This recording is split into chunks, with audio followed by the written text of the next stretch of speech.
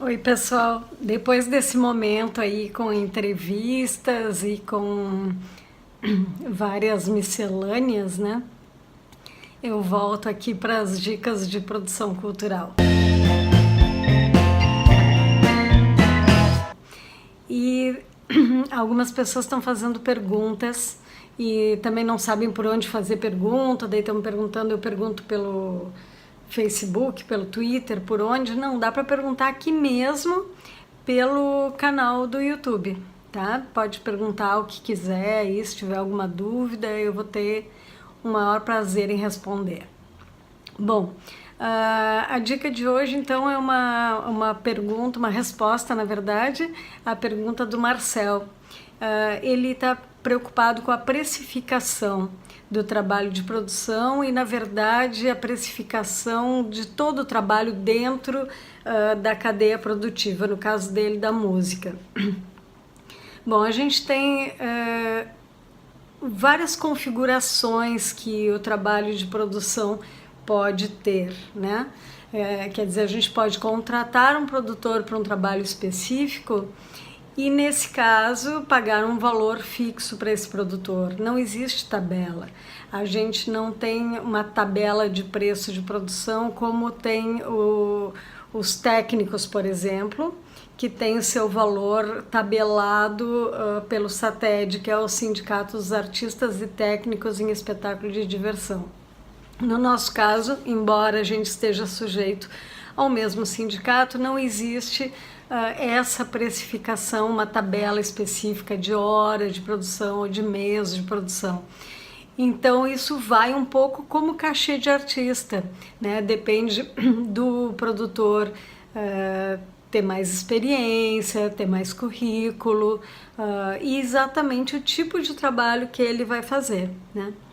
Então é bem variado e muda muito também de região para região do Brasil. Bom, vamos falar um pouquinho de uma forma geral, tá? De como se faz essa precificação, digamos assim, ou como se faz os acordos entre produtores e artistas, né? Primeira coisa, existe uma forma muito antiga de fazer esses acordos, que é a forma que o teatro usou há muitos anos, que se chama de bolinhas, né? As bolinhas para teatro são cotas, né? Então, pega um espetáculo de teatro, por exemplo, e define quem vai fazer o que dentro daquela produção. E o lucro desse espetáculo vai ser dividido em cotas, que se chama carinhosamente de bolinhas. Né? Então, por exemplo, tá? Tem um grupo de teatro com 4 atores, um diretor, um cenógrafo, um figurinista, um produtor e sei lá, bom, pode ter um técnico que faça parte do grupo, né? Então, nesse caso, se define o trabalho que cada um vai ter. E daí cada um vai ganhar uma bolinha por esse trabalho. Então, por exemplo, os atores vão ganhar uma bolinha cada um. Daí se chega à conclusão que o diretor vai ter mais trabalho que os atores, né? Pode não ter, né? Mas se tiver, ele pode ganhar 2 bolinhas.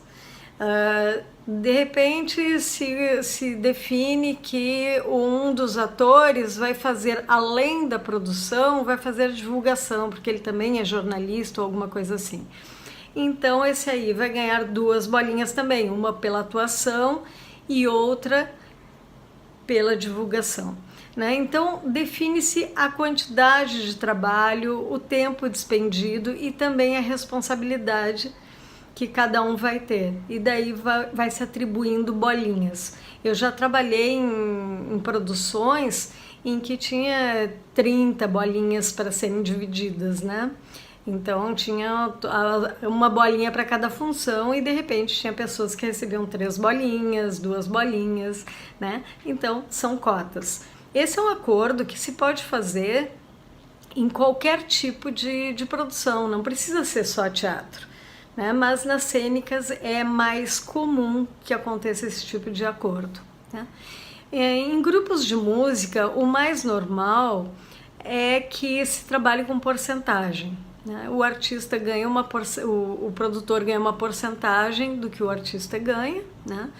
E essa porcentagem varia também de acordo com o envolvimento do artista, o tamanho da produção e também o número de pessoas que tem no grupo.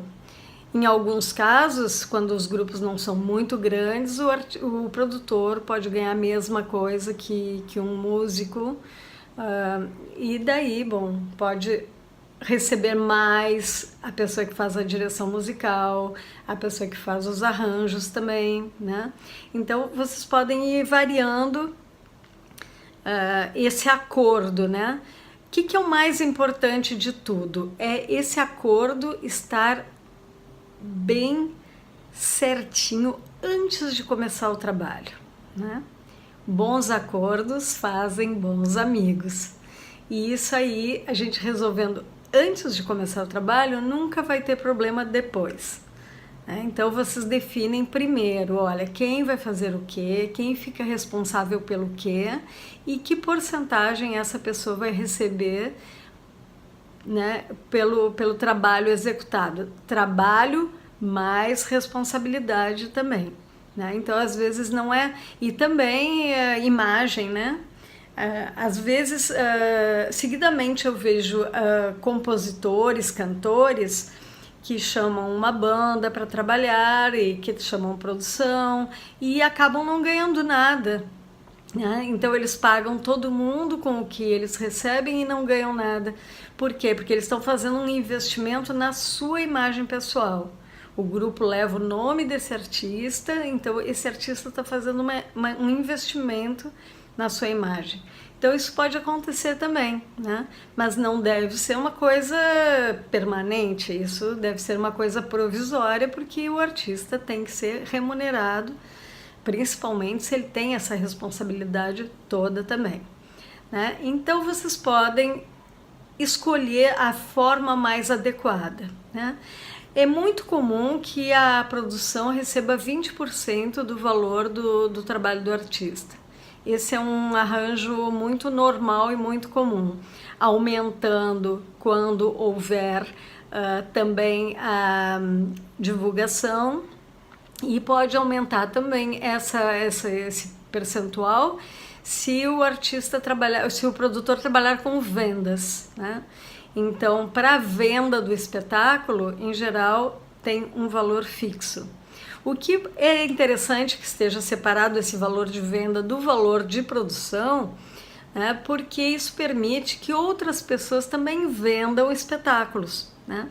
Então, se eu disser, olha, tem 10% para quem vendeu o espetáculo, de repente um músico pode negociar e ficar com esses 10% também, além do valor do cachê dele. Então, são muitas formas, e se vocês precisarem saber de uma bem específica, perguntem aqui no canal também, que a gente responde, tá bom? Beijos e até amanhã!